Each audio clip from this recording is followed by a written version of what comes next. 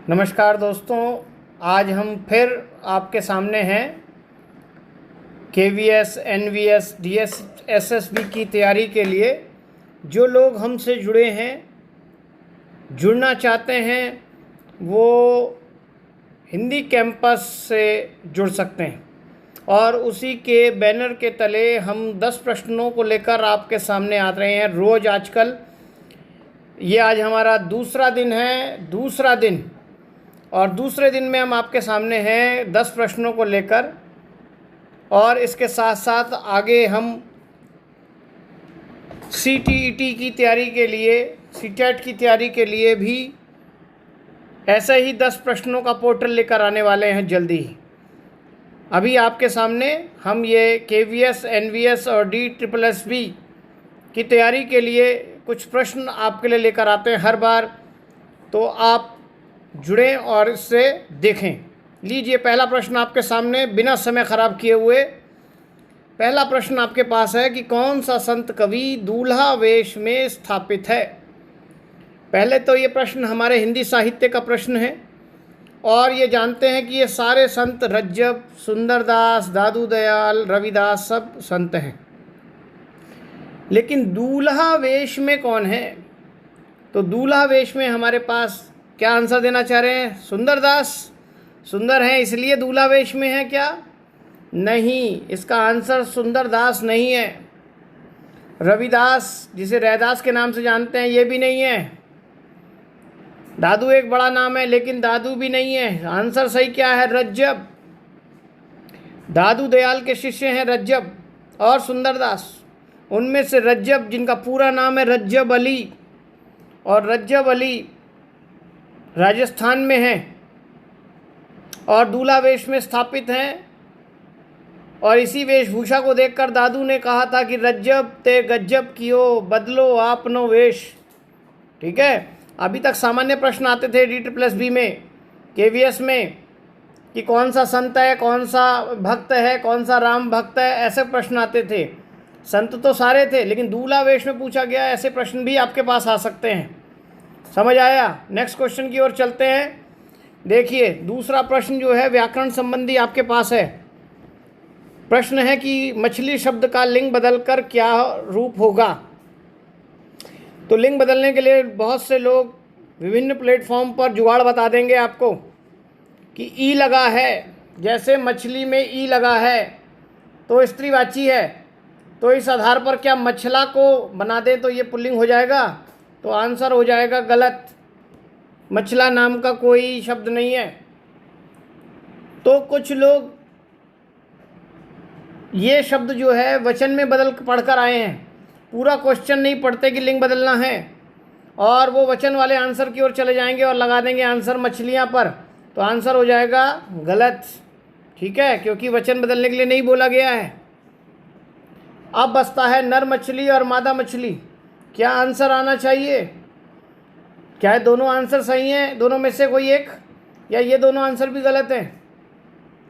तो पहले ये जानना पड़ेगा कि ये मछली खुद कैसा शब्द है। तो ये एक स्त्रीवाची शब्द है, तो पुरुषवाची के लिए हम क्या लगाएंगे? नर मछली। मादा मछली आंसर नहीं होगा।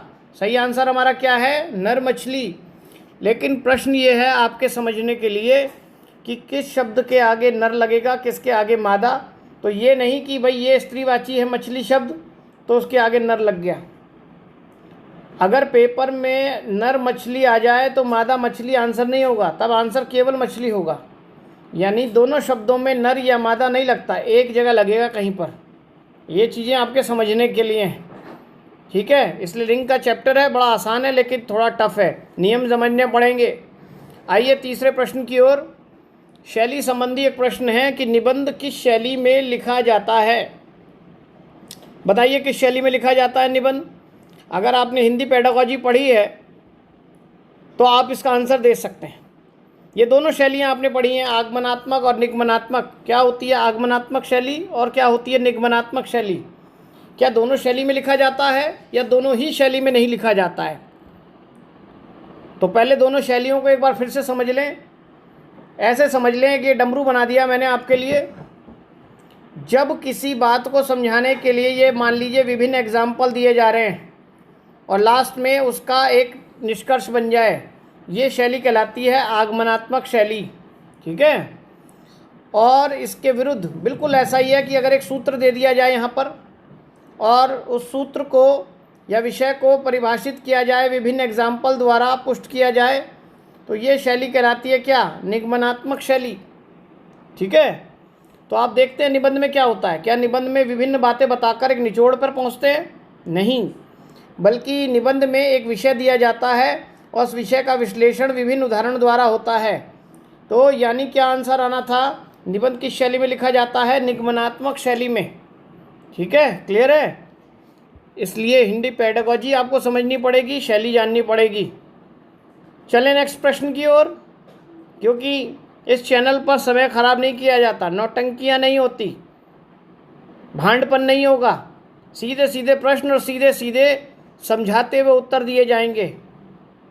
2 या 3 प्रश्न रखकर आपके नेट की कंज्यूमिंग पावर को ख़त्म करना, आपका टाइम ख़राब करना हमारा मकसद नहीं है। हमारा मकसद है कम समय में ज़्यादा चीज़ें आप तक ऑथेंटिक रूप में पहुंच जाएं। ठीक है, चलें नेक्स्ट क्वेश्चन की ओर। हाँ, एक बात और ज़रूर दोस्तों, जो लोग इसको देख रहे हैं चैनल को, यूट्यूब को, आप इससे संबंधित जितने भी प्रश्न आगे और जुड़ना चाहते हैं, समय पर कोई चूके नहीं, टाइम से आ जाएं। लाइव सेशन भी लेंगे आपसे, चैट के साथ भी जुड़ेंगे जैसे ही इस 1000 सब्सक्राइबर होंगे। लेकिन तब तक के लिए आपको अच्छा लगे तो इसको ज़रूर सब्सक्राइब करें। ठीक है, और बेल आइकन भी दबा दें जिससे कि अगले वीडियो की आपके पास नोटिफिकेशन टाइम पर आ जाए। चले मेरे दोस्तों, आगे चलते हैं नेक्स्ट क्वेश्चन की ओर। चौथा प्रश्न आपके पास है, पूरक पुस्तक किस उद्देश्य से रखी जाती है? ये भी आप CTET के प्रश्न में देकर आ चुके हैं, पेपर में, बीएड में पढ़ चुके हैं। सप्लीमेंट्री बुक, पूरक पुस्तक का मतलब क्या है? Supplementary book. बताइए किस लिए रखी जाती है? क्या द्रुत वाचन के लिए, या पढ़ने के लिए, पठन के लिए, या क्रिएटिविटी के लिए, या फिर कलात्मकता जानने के लिए? तो आपको पता होगा ये, अगर आपने पढ़ा है, कलात्मकता जानने के लिए क्या करना होता है? एक्सरसाइज होनी चाहिए। तो पूरक पुस्तक में कोई एक्सरसाइज नहीं होती तो कलात्मकता कैसे जानेंगे? क्रिएटिविटी के लिए, तो क्रिएटिविटी के लिए भी प्रश्न दिए होते हैं, लेकिन मैंने कहा पूरक पुस्तक में प्रश्न नहीं है, तो ये रचनात्मकता वाला भी गलत होगा। पुस्तक तो पढ़ने के लिए ही होती है, चाहे वो मुख्य पुस्तक हो चाहे वो पूरक पुस्तक हो। तो क्या पठन के लिए होती है? तो ये भी इसका आंसर अधूरा सा दिखता है। सही आंसर क्या है? द्रुत वाचन के लिए, क्योंकि आप पढ़कर आए। सबसे पहला वाचन होता है क्या? सस्वर वाचन, लाउडली स्पीकिंग। फिर उसके बाद होता है मौन वाचन, साइलेंट रीडिंग। उसके बाद जाकर स्पीडली पढ़ने को कहते हैं द्रुत वाचन। मन ही मन में तेज़ी से पढ़ा जाता है, जैसे लोग रात में उपन्यास पढ़ लेते हैं डबल स्पीड से। द्रुत मतलब डबल, द्रुत गति से पढ़ना। ठीक है, तो पूरक पुस्तक इस पर्पज़ से लगाई जाती है। जैसे ही आपका लेवल बढ़ता है तो अब आप अखबार वगैरह जो है इस द्रुत वाचन के लिए पढ़ते हैं। क्लियर है? चलें नेक्स्ट प्रश्न की ओर। ये रहा 5वां प्रश्न आपके पास, व्याकरण संबंधी प्रश्न है। कुछ बातें करनी हैं, इस वाक्य में कौन सा विशेषण है? तो विशेषण आपने पढ़े हुए हैं, 4 विशेषण है हमारे पास, लेकिन उन 4 विशेषणों में से मैंने सिर्फ आपको 2 ही विशेषण दिए हैं, संख्यावाचक और परिमाणवाचक। और हर बच्चा ये कुछ शब्द को देखकर तुरंत जो है आंसर लगा देता है अनिश्चित वाचक। या तो आंसर ये होगा या ये होगा, ये मान लेता है, निश्चित को गलत मान लेगा। चलो मैंने भी आपके लिए निश्चित को गलत मान लिया, लेकिन प्रश्न ये कि अब ये संख्यावाचक में आएगा कि परिमाणवाचक में? अगर आपने ये देखा कि ये जो बातें शब्द है, ये जो संज्ञा है बातें, ये काउंटेबल है कि नहीं है? अगर काउंटेबल है तो संख्यावाचक आएगा। तो आप बात को कैसे देखते हैं? तो आप देखें, ऐसे देखें, बात शब्द लिख लीजिए और उसके आगे एक संख्या लगा दीजिए, एक बात सुनना। तो इसका मतलब बात काउंटेबल हुई, संख्यावाची हुई। तो कुछ लगा है तो अनिश्चित तो है ही, लेकिन बात शब्द कैसा हुआ? संख्यावाची हुआ। तो यहाँ पर अगर हम बात करें कि ये संख्यावाची आंसर होना चाहिए हमारे पास, परिमाणवाची होना चाहिए क्या? तो हमारे पास ये परिमाण वाला तो आंसर हो गया पहले गलत, और ये संख्या है अनिश्चित कुछ, इसलिए अनिश्चित संख्यावाचक, ये इसका आंसर हमारे पास होगा। ठीक है, ध्यान रखना इस बात को। तो संज्ञा को पहले जानना है कि वो संज्ञा जो है काउंटेबल है या नहीं है, उसके बाद आप उसकी निश्चितता या अनिश्चितता की बात करेंगे। आइए नेक्स्ट क्वेश्चन की ओर चलते हैं, और ये बोलीगत संबंधी प्रश्न है आपके पास। आपने पढ़ा होगा कि हिंदी की 18 बोलियां हैं और उन बोलियों की भी उपबोलियां हैं। ठीक है, तो अंगिका और बज्जिका, जिसकी उपबोली है वो तो तुरंत इसका आंसर बता देगा। क्या आंसर लग रहा है? जिसकी है ये वो बता देगा। ये बिहारी उपभाषा की उपबोलियां हैं, अंगिका और बज्जिका। ठीक है, ये पढ़ना पड़ेगा तब आपको पता लगेगा। नेक्स्ट प्रश्न, कौन सी भाषा नहीं है? अगर अभी पिछला प्रश्न देखा हो तो इससे जुड़ा सा प्रश्न है। तो मैंने बिहारी की बात की थी कि बिहारी भाषा के अंतर्गत 3 बोलियां आती हैं, भोजपुरी, मगही और मैथिली। ये बिहारी की 3 बोली हैं, भोजपुरी, मगही और मैथिली। ये 3 बोली हैं, लेकिन किसकी? बिहारी उपभाषा की। उपभाषा, बिहारी उपभाषा है, भाषा नहीं है। प्रश्न है कि कौन सी भाषा नहीं है, तो बिहारी भाषा नहीं है, उपभाषा है। बंगाली, गुजराती और पंजाबी क्या हैं? भाषा हैं। ठीक है, छोटे छोटे प्रश्न जो हैं वो आपको उलझा सकते हैं अगर आपने ठीक से नहीं सुना कि मैंने बोली बोला है, भाषा बोला है या उपभाषा बोला है। ठीक है, आइए 8वां प्रश्न।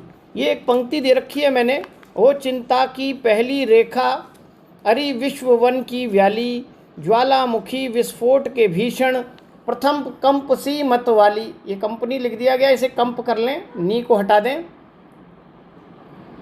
ये पंक्ति, इस पंक्ति से संबंधित कौन सा विकल्प सही है? और विकल्प में 3 चीज़ें दे रखी हैं, कवि का नाम, शैली और शब्दावली। यानी ये प्रश्न 1 दिख रहा है लेकिन ये प्रश्न 3 के बराबर है। अगर इसमें से एक आंसर नहीं आता तो आप आंसर नहीं दे सकते। तो सबसे पहले तो ये पता लगे कि ये किस कवि की पंक्ति है। तो जो पढ़कर आया है वो ये तुरंत आंसर बताएगा इसका कि इसके कवि कौन हैं। उसके कवि हैं प्रसाद। क्यों?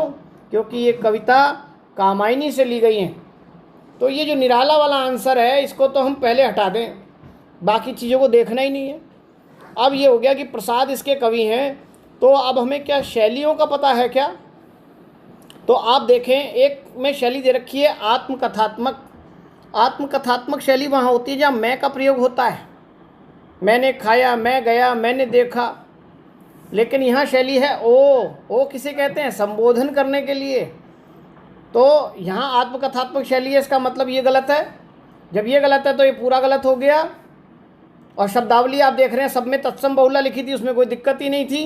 तो आंसर क्या हुआ हमारा? पहला। इस प्रकार आपकी भाषा, आपकी शैली, आपके कवियों की जानकारी, ये सब जो है एक ही क्वेश्चन में जान ली जा सकती है। इसी हिसाब से आपको तैयारी करनी पड़ेगी। ठीक है, और इस तैयारी के लिए अभी जो हम आपके लिए ये 10 प्रश्न ला रहे हैं, ये आपके लिए बहुत जेम्स के समान होंगे, इसलिए इसको आपने भूलना नहीं है, अनदेखा नहीं करना है।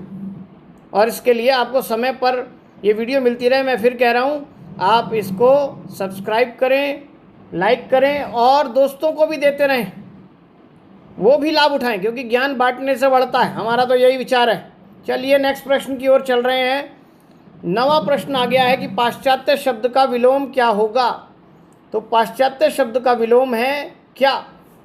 तो कुछ लोग पश्चिम के हिसाब से, पश्च के हिसाब से कि पाश्चात्य काव्यशास्त्र पढ़ लिया तो भारतीय काव्यशास्त्र होगा, इस आंसर को लगा देंगे, पाश्चात्य का भारतीय लगा देंगे कि भारतीय काव्यशास्त्र, पाश्चात्य काव्यशास्त्र। आंसर हो जाएगा गलत। वो काव्यशास्त्र पढ़ लिया लेकिन ये इसका विलोम शब्द नहीं है। विलोम शब्द के कुछ नियम होंगे, कैसे जानेंगे वो आपको बताएं। प्राच्य पूर्व दिशा को कहते हैं। तो उस आधार पर, दिशा के आधार पर किसी ने इसको आंसर लगा दिया तो ये भी आंसर हो जाएगा हमारा गलत। ये सभी सही है तो ये गलत हो गया अपने आप। तो आंसर क्या बच गया? पौर्वात्य। विलोम के अंदर नियम है कि शब्द की रचना जिस तरह से है उसी तरह से उत्तर की रचना होनी चाहिए। आप देख रहे हैं इसमें त्य का कॉन्सेप्ट लगाया गया है, तो आंसर में भी त्य का कॉन्सेप्ट वाला ही उत्तर होगा। बहुत जगह गलत मिलेगा ये क्वेश्चन, ठीक है। तो ये रूल समझ लेंगे विलोम करने का, तो फिर आपको आंसर आ जाएंगे। ऐसे कुछ रूल हैं। आइए आज के अंतिम प्रश्न की ओर चल रहे हैं, लेकिन आज का ही अंतिम है। अगली कड़ी में फिर 10 प्रश्न लेकर आएंगे आपके पास। ये लीजिए 10वां प्रश्न वर्तनी का है, और हिंदी के एक अध्यापक के लिए वर्तनी उसकी शुद्ध होनी चाहिए, यही जांचने के लिए प्रश्न रखा गया है। और आप देखकर बताइए कि शब्द की वर्तनी शुद्ध नहीं है। तो आप देखेंगे इन अनुमोदन, जिसे अंग्रेजी में कहते हैं क्या? अप्रूवल, ठीक है, और संशोधन रेक्टिफिकेशन, ठीक है, और संसाधन जिसे रिसोर्सेज कहते हैं, ये सब पारिभाषिक शब्दावलियां हैं राजभाषा की। ये अंग्रेजी के शब्द का हिंदी में पारिभाषिक रूप भी पूछा जाता है, ये भी आपको तैयारी करवाएंगे। लेकिन यहाँ प्रश्न है वर्तनी की शुद्ध होने का। तो आप देखेंगे ये अनुमोदन शब्द ये भी सही लिखा है, संशोधन शब्द ये भी सही लिखा है, संसाधन शब्द ये भी सही लिखा है, मात्रा से लेकर अनुस्वार तक सब अपनी जगह दुरुस्त हैं। तो इसका मतलब इन सब की वर्तनी क्या है? सही है, कोई गलत नहीं है। इस प्रकार हमने इसकी तैयारी करनी है। और ये आपके लिए सब्जेक्ट के जो तैयारी करते हैं, चाहे वो नेट में हो, DSSB के लिए हो, KVS के लिए हो, NVS के लिए हो, टेट में हो, किसी प्रकार का UP टेट हो, सुपर टेट, सभी एग्ज़ाम के लिए ये आपको बहुत सहायता देगी, मेरा मानना है। इसलिए आप इस चैनल से लगातार जुड़कर सब्सक्राइब करते हुए, औरों को सब्सक्राइब कराते हुए आप रोज़ 10 प्रश्न के लिए जुड़ें, बेल आइकन दबाते रहें, जिससे कि आपको सूचना टाइम पर मिलती रहे। इसको लाइक कर दें, अच्छा सा कमेंट करते हैं तो हमारे लिए और सुविधा मिलती है कि आप क्या चाहते हैं। आपके सुझाव को हम प्रश्नों में डालेंगे, जिस तरह के प्रश्न आप चाहेंगे वैसे प्रश्न डालेंगे। कोई प्रश्न है तो उसका उत्तर भी देंगे। आप यहाँ जुड़िए। ये तीसरे दिन का मैंने आपको मुखड़ा दिखाया है। ये तीसरे दिन की क्विज़ जो है हम अगली क्लास में आपके पास कल लाएंगे, ठीक है। तब तक के लिए शुभ रात्रि।